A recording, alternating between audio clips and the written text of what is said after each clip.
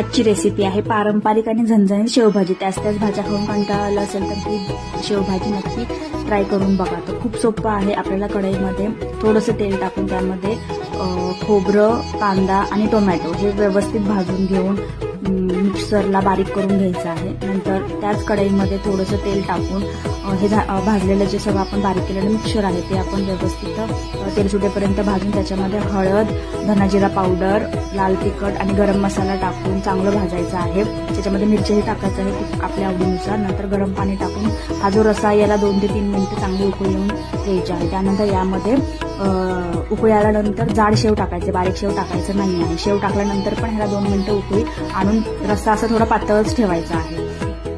मग हे थोडंसं गॅस बंद करून जो रस्सा आता इथे पातळ दिसतो आहे तो थोडा वेळ म्हणजे 5-10 मिनिटं झाल्यानंतर त्याचं टेक्स्चर चेंज होऊन असं थोडंसं घट्टसर होतं आणि छान लागतं.